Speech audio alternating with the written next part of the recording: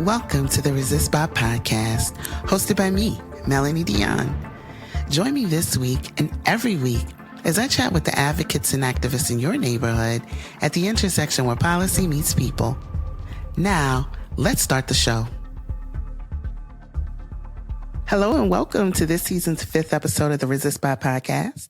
I'm your host, Melanie Dion, and I want to thank you for sticking with me. If you're a first-time listener, welcome. Get comfortable and go ahead and click on that subscribe button while you're at it because you'll love me. I promise. Trust me. Midterms are here. They're going to be here in just 2 weeks. And so what I thought this episode needed was a look back a bit while we examine how we got here and where we're going. So I used our handy-dandy archives from Resistbot Live to examine what our conversations looked like surrounding not only voting, but also the implications of this year's midterm elections. We're going to go back to episode 15 when we talked about redistricting. And Rashida Peterson gave us a word on how tireless her mobilization efforts had to be just to ensure that people were not disenfranchised. We work with small organizations.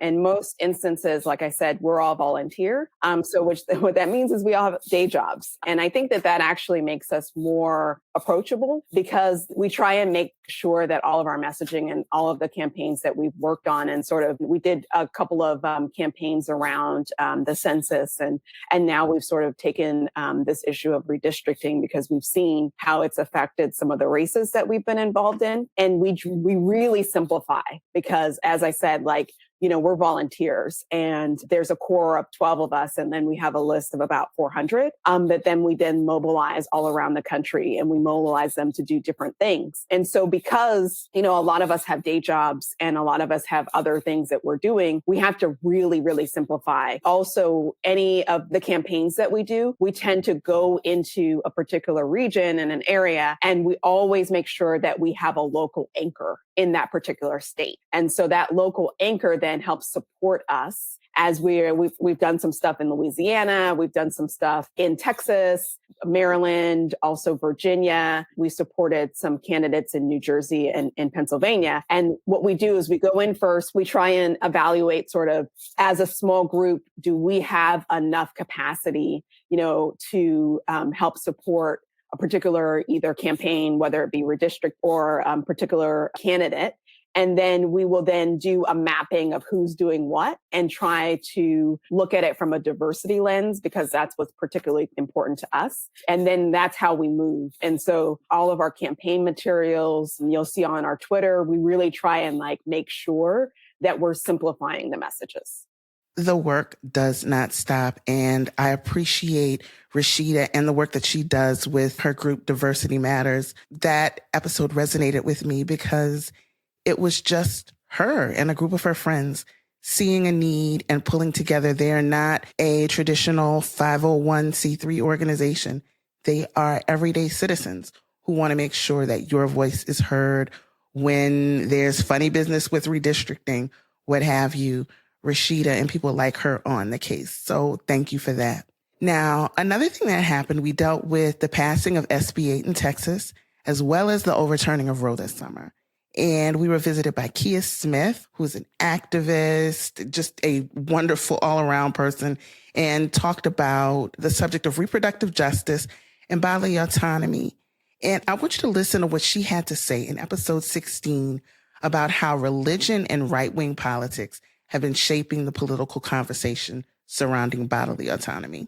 Because religion and theology has been used to restrict what women do with their body and to dominate women from a sexist and patriarchal lens, but in reality, that's not who I know God to be. And that's not how God has ever showed up in my life. I know God to be a God of love and liberation. And that does not come with controlling women's bodies. It does not come with making paternalistic decisions over other people. It does not come with building a culture and society that truly does not support life through its structures and systems, like our ability to survive and thrive, but wants to force us to give birth into this world without addressing the other structures that we need to live and live well. I appreciate that, because when we look at the pushback against abortion, a lot of that, we're not usually dealing with the people who are going to feel the brunt of it aren't necessarily people with money or people with access. We're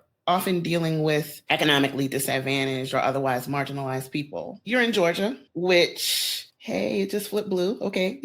So, and you were one of the people who did a lot of work to make that possible. So thank you, because we're able to have conversations like this, because there are, for the purpose of advocating for the people who need it. I think with many of us, especially when we're either women or Black or other POC, we can look at things from a partisan level, but we still have to look at how this is affecting us. So it's not necessarily, it goes beyond just, hey, it's blue, but this is who is giving us the service, who is reaching the people, who are giving people the services that we need. So what stumbling blocks did you come against, or do you come against in your work in a state like that is still kind of, we can say blue, it's still probably mostly purple, maybe a lightish purple. So what does that work look like in an environment like that for you? I think there are two big stumbling blocks that I would need. And one is the way that our Republican legislators have codified power, so that even when legislation is popular with people, voting rights legislation is popular with the majority of the public, reproductive justice, abortion care is popular with the majority of the people. But we have so gerrymandered and codified partisan power that Republican legislators in states like Georgia have the ability to pass unpopular laws without it having any consequences to them. And it's such a complex system, to be absolutely honest, that a lot of the public doesn't understand it. But you have the money that's at play, the big dollars that they're able to fund in to drive their agendas. You have the gerrymandering of districts so that you are protecting legislators. You create districts that protect the power of those who are in power. So despite Georgia becoming more diverse and bringing in younger and more educated voters, those numbers, we may be able to elect like federal level, statewide Democratic senators. We may be able to elect Stacey Abrams in 2020, but those legislative seats will still be so gerrymandered that it guarantees Republican control, who are the ones who are passing our state laws. That gets even more complicated when we start talking about how they are changing electoral board laws so that they also get to decide like how votes are certified in the state. That may take power away from the people who are actually voting. When we look at that, that's one of the big things. I think last week we talked about it when we were talking about redistricting. The people who support Roe in this country, I think it's something like 60%, if I'm not mistaken, polled. And the comment was made that abortion is not a political issue. It's not a conservative liberal issue. It's a gerrymandered issue. It made me think about Real World Los Angeles Homecoming. So in season 2 of Real World, Tammy Rowan, who we know from like Basketball Wives and now one of the original like reality TV stars, she had an abortion on television. And as it was broadcast in 1993, it seemed like very isolating. You saw this young Black girl who was going through an abortion. She went through all the emotions that always come up. But as she comes back almost 20 years later to talk about it, what you realize is every woman in that house had also had an abortion before Tammy. So it's something that we all encounter. We all have these abortion stories, or we're connected to people who have abortion stories across the political spectrum, across like lived experience. It's something that affects us all. So to treat it as something that a majority of people don't understand or connect to or haven't had personal experiences with, it's a way to increase that isolation and shame instead of opening up the conversation and having a real conversation about healthcare, because that's what the decision is about.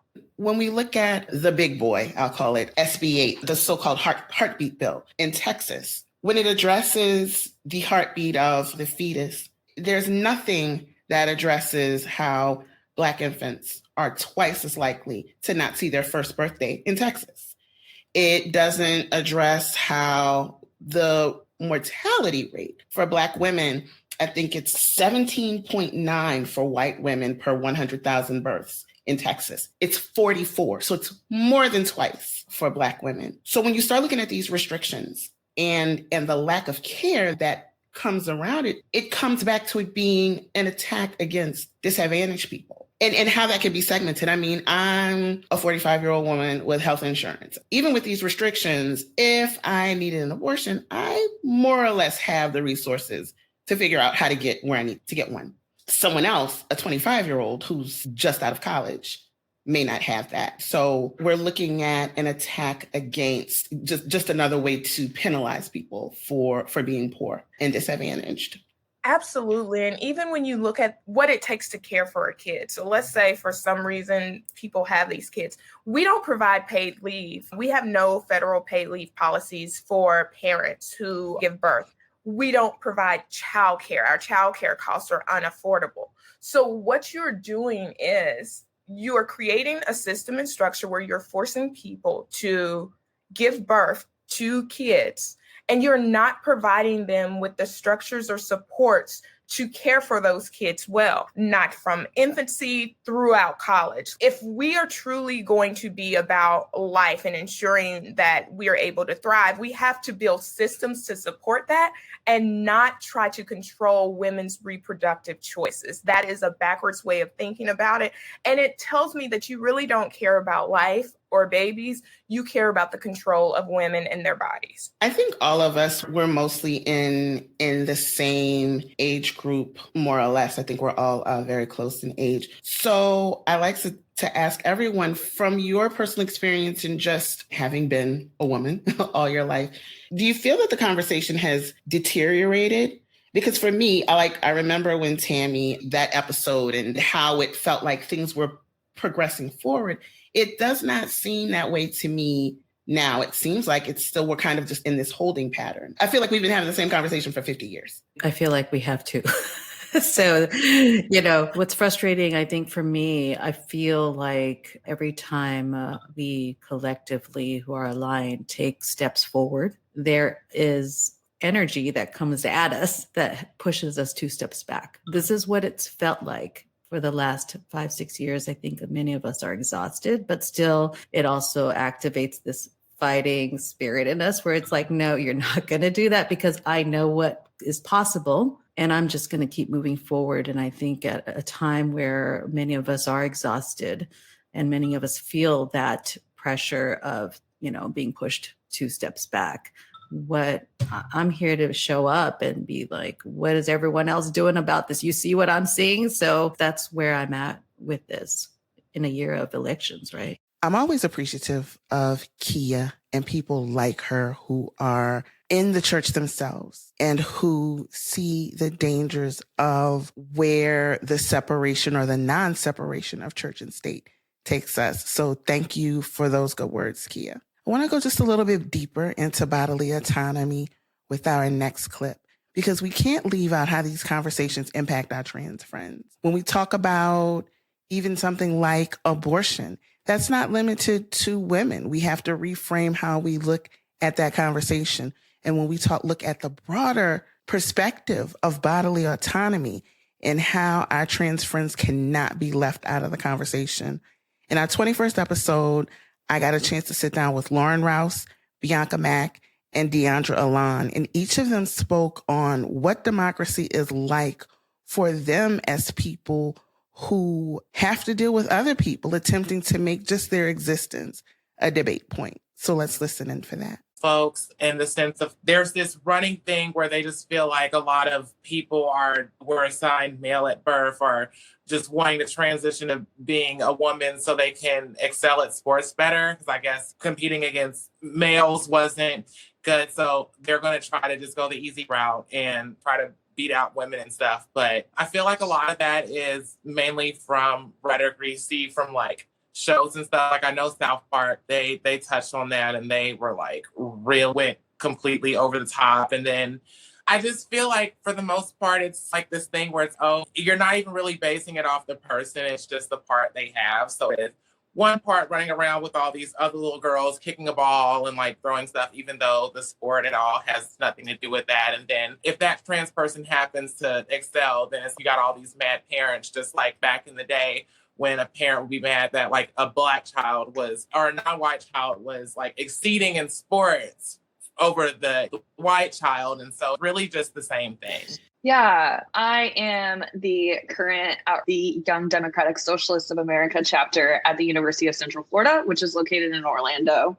And Orlando is this like blue bubble in a decently red state. We like to say that Florida's a swing state, but say not really. So we're a organization that is fighting for equity and equality for all people across backgrounds, sexualities, classes, all sorts of things. Every semester, we run a clothing drive to support transgender, non-binary, non-conforming students on campus. And it just so happened that our first clothing drive that we had ran in conjunction with Trans Day of Visibility. We're also then experiencing this really hateful anti-trans sports bill. We ended up having over 200 people come to the drive, which was awesome because it was like our first semester. We were still in like COVID regulations and all of these things. We're able to get so many signatures, but then to feel like that it was just completely ignored by our legislators, it's really hard. But that doesn't mean that we still don't continue to do the work. And I think something that happens a lot with people is you have these battles that you face every day. And when you lose something, it's really hard because you want to make things better for your friends and the people in your organization who identify as trans or who are trans and people who are on your campus who are trans. It's really hard to then be like, okay, failed. What do we do next? But I think something that we always stress in YDSA is that we need to build a better future for people. We need to work towards this and we need to work towards it collectively. We can't stop. We can't lose our momentum for all of these things. We really want to keep this moving forward. And what we've seen with the Don't Say Gay bill in Florida is we've seen just this huge outpouring, not only in the LGBTQ community, but also just across Orlando, across Florida in general. There's been rallies like every other week. We're also having like pretty bad anti-abortion with a 15-week abortion ban. Also having anti-critical race theory bills. Florida's a hot mess right now. The thing that we need to all keep doing is we need to know that it's not going to get better. And these people who say they stand for us don't really stand for us. And we need to do the work. We need to come together and collectively do things with our community, because if we make changes at the community level, if we get these people out of office who don't listen to us, if we move from the bottom up, then we're still able to create change. It just might take a little bit longer than a situation where we would get a result as soon as we were done with a petition or whatever. So one thing I'll say about that quickly is that it's actually a pretty tough reckoning, right? I live in one of 11 states that currently has not passed any anti-trans legislation attempts in the year 2022 so far. 39 states have tried it since January 1. At least 25 anti-trans bills have been proposed since March 10th, which is Thursday before we started recording. This stuff's coming fast. And one of the easiest things to say is, oh, those silly Bible Belt, da-da-da. No, this is an America problem. I just said 39 out of 50 states have attempted the passage of some level of anti-trans legislation. They've had a pretty decent success rate, unfortunately. Iowa, Texas, Florida have all had some recent anti-trans thing pass. And so for me, watching from where I'm watching, right, it just becomes a thing where it's, okay, I'm not writing letters to my own senators, not making phone calls and doing canvassing in my own district where I live. I'm having to extend myself to initiatives well beyond where I collect mail, beyond where I travel, well beyond where I live. Because, again, this is racism, it's an America problem. Anti-trans, trans-negative sentiments is an America problem. It's a product of a number of things I want to enumerate here in this introduction moment. What it does is it raises the antenna, and it takes me from a local, on-the-ground grassroots advocate to a national, like, oh, goodness, we got work to do in Florida. Oh, goodness, we got work to do in Texas. Oh, goodness, we got work to do in Iowa. And then it's like, can I do this? Can I take on the world and still receive dignity in my own backyard? Thank you again, Deandra, Lauren, and Bianca for that episode. It was, again, our 21st episode. I highly recommend that you go back and listen to the broader conversations in all of these episodes, because even when these matters aren't directly on your ballot, you are going to be affected by them. You are going to feel the results of these elections. In episode 26, we talked about how even now, local government is still finding ways to exact a poor tax, particularly on those who don't have secure housing, basically criminalizing poverty. This is something that we struggle with, not on a partisan basis. This is something that we have to look at societally and how poverty is being addressed in the economy that we have right now. So I want you to listen in just a bit on what our unhoused friends are dealing with, the attempted criminalization of their existence. Because one of the things that guides us at Vote America is that we reject outright the idea that people are apathetic and instead say that they are suppressed, and that this narrative of people being apathetic is actually a conservative talking point that we are accidentally echoing because it's become the dominant talking point that like voters are apathetic. They're actually not apathetic. They are overwhelmed by voter suppression because no one is apathetic about their future or their family or their lives. And so we started, and I should also, very brief background, I have been working at the intersection of technology and democracy since 2004. So about 17 years now. And I just keep starting new organizations. And the one you didn't mention is the one that I'm best known for, which is vote.org. Like I started vote.org. So like people know my work if they don't know me, but starting in 2006, I would say to myself, if we reject the idea that people are apathetic and lean into the idea that they are actively just like overwhelmed and suppressed, what are we going to do to change that? So our theory of change is that if you make voting more accessible, people will vote like in greater numbers and more consistently. And if I can name one group in America that knows we are right, it's the RNC and the GOP. They absolutely know if voting becomes more accessible, more people vote. So what they do is they've been executing on this very smart 30-year strategic plan to make it exceptionally difficult to vote. And they're great at it. They're great. Professor brought it up, like they roll back the Voting Rights Act.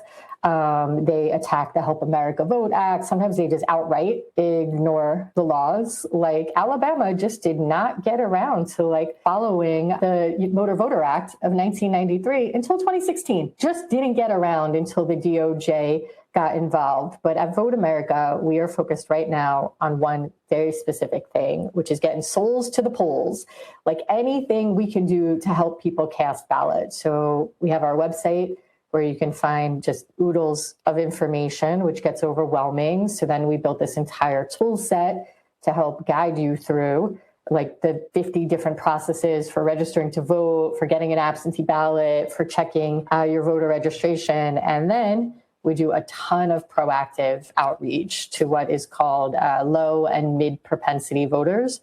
Those are people who have been modeled to be less likely to vote. So partisan groups ignore them entirely. And that is our bread and butter. We're like, who are the people in America who will vote if you just give them a little bit of assistance? Don't ignore them entirely. We do a lot of proactive outreach. And I should also say the one thing I'm really known for, those text messages you get? Largely my fault. In 2016, I was like, what if we buy cell phone numbers of people who are unregistered to vote and we just text them directly and say, hey, it's time for you to register to vote. And we had tremendous success with this. And in 2016, I predicted it would be the dominant tactic by 2020. And I will never be as right as I was in that 90-second. Oh, gosh. I mean, if I had to choose the big bad one right now that is keeping me up at night, I think Republicans have realized that voter suppression is not enough. Too many people are turning out to vote. I mean, we had record high turnout in 2018 and record high turnout in 2020 during a pandemic, during a partisan attack on the post office. Like, that's no longer working. The biggest attack right now is simply attacking the legitimacy of elections. Before votes are even counted, they start saying things like, if I don't win this election, it's because it was rigged. That is not only an attack on our voting rights, that is a fundamental attack on democracy and America. Like, those are the underpinnings of our democracy, that we get to vote and elect our leaders, and they're just like deciding that it's illegitimate and it's leading to violence at the polls. So I imagine you expected me to say like, voter ID, or the lack of like election day registration, or the fact that we vote on a work day, or the fact that we vote in the winter. Why do we vote in the winter? It is snowing in half the states. But I would say, honestly, the one that's keeping me up at night, the one that is a hallmark of fascism, and I use that word intentionally, is simply delegitimizing elections. That is so insane. Wow. Sorry, I'm trying to be articulate right now. It's insane. It is feeding into the hands of hostile foreign powers like Russia. It is being supported by these like concerted propaganda efforts overseas. It is treasonous to do this, and it is a national security issue. Undermining the integrity of our election is a national security issue, and the Department of Homeland Security, which sucks billions of dollars from our budget every year, should be taking this a lot more seriously than they appear to be taking it. When I look at all of these topics, I think about how often they touch on criminality. You're going to criminalize people who seek abortion. You're criminalizing poverty. We just recently saw in Florida Ron DeSantis literally sticking election police on people. I'm forced not only to think about how the excessive incarceration is an end run around suppression, right? Because we can just call a thing, but also I'm thinking about how there are 5 states in 2022, including my home state of Louisiana, where the Black population is 31.2%, but the Black prison population is 67%, and Black men are already disproportionately sentenced to death. In this state, people are going to be voting to allow slavery as a punishment for crime. I'm not comfortable with those numbers by any stretch of the imagination. We can also look at beyond the criminal justice aspect of suppression. We can look at our trans friends, where there are 850,000 eligible trans voters, but not all of them are going to be able to vote thanks to states that have restrictive voter ID laws. I want to leave you with this last clip, and these are the thoughts of friend of the show, friend of ours, Deborah Cleaver with Vote America. This goes way back to episode 7, and it is extra evergreen because we were talking about voting rights. And she talked about her passion for voting and her concern about what our rights are going to look like going forward and any potential threats we're looking at, any potential threats toward democracy. I'm glad you mentioned that because I'd like to talk a little bit about the breakdown of what homelessness looks like who's out there. You mentioned veterans, and that's roughly about 11% of the homeless population. When you look at from the perspective of physical ability, over 40% of unhoused people are also disabled. And then when you not only look at that statistic of them being disabled, but then you have to start dealing with what does receiving services look like for them?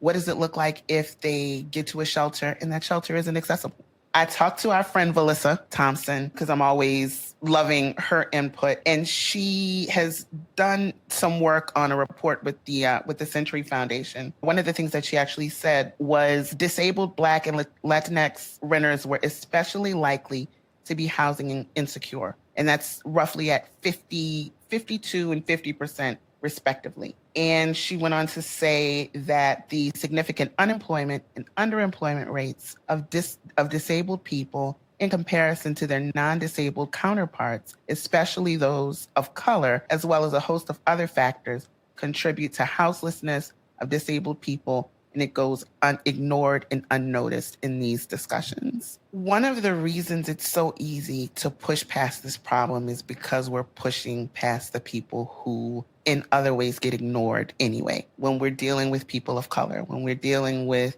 people who have mental illness, queer youth, 20 to 40% of queer youth are homeless. And if you just look at New York City, the average age for gay and lesbian youth, 14.4 years old.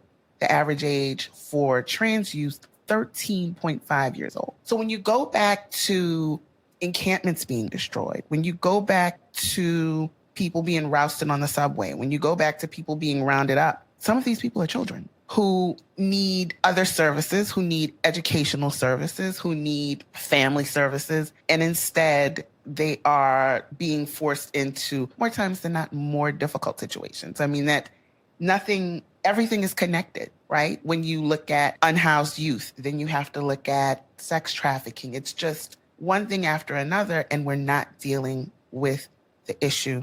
And when we're talking about liberal areas and liberal cities, it's absolutely the place where we're more likely to find aid and programs. But one of the things that I've been reading, the New York Times had a very interesting video about the role that blue states and blue cities play in the wealth gap, in the housing crisis. So when we start talking about being housing insecure, when we start talking about homelessness, as much as we want to, point fingers, Tennessee just made this bill that's basically a poor tax, where you, for panhandling and encampments, a $50 fine, and you have to do community service. I mean, it's free labor. You're exploiting unhoused people for free labor, and there's no other way to look at that. But when we start talking about who's really enforcing these policies, even when there are Democrats who are basically controlling policy in these states, there are still issues where there's still, California is a huge example of these quality of life policies that absolutely criminalize homelessness. There's no other way about it. These are the places that have what they call hostile construction, where there are spikes on the ground so that people can't sit there. There are gaps in awnings so that you can't be sheltered from the rain or the elements. We just had Earth Day. Unhoused people are the first people to be impacted by climate change. When we look at how there's noted increase in heat stroke, and none of these things, these aren't the things that are being addressed. Democracy remains on the ballot. Even the things that you may not specifically see in your state can still be an indicator of where democracy is headed and where your representatives, where your legislators are going to be looking for ideas. So if you're trying to get ready for the midterms, here are a few things that Resistbot can do to help. Early voting is starting already. So if you text early to 50409 or slide in the DMs, you can find out where and when early voting is going on in your state. We also have this amazing new function that you're probably seeing popping up from time to time, voter pledges. But if you text DRIVE, our DRIVES function is phenomenal. If you text DRIVE to 50409, you're doing more than just liking a candidate. This pledges your support to a candidate, but it also promotes them. It helps the people who are in your area learn more. It helps you drum up support for that candidate and get you more involved. So for those of you who are looking to do just a little step more, I recommend those two things, especially utilizing the DRIVE function. If you want to learn more about Resistbot, because there are a wealth of keywords that you can use to help get your movement started, to help get your campaign started, go to resist.bot and peruse our organizer guide. For those of you who know and love what we do and are looking for ways to support, you can text donate to 50409 and become a monthly donor and get your name announced. So we really appreciate that. I want to thank each of the past guests for their input that remains timely. I want to thank Angel for helping with this episode. You are a godsend as always. And thank you for joining me again this week. 2 weeks to the midterms. We're going to be ready. And I will see you next time. Take care.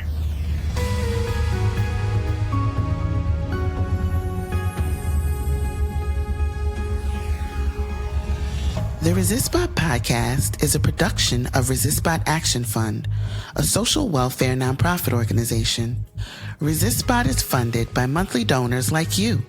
Support Resistbot by texting donate to 50409. You can learn more and see a complete guide to using the service, a real-time list of trending petitions, learn how to organize your own pressure campaigns, or launch your own voter pledge drives at www.resist.bot. Thanks so much for joining, and we'll see you next week.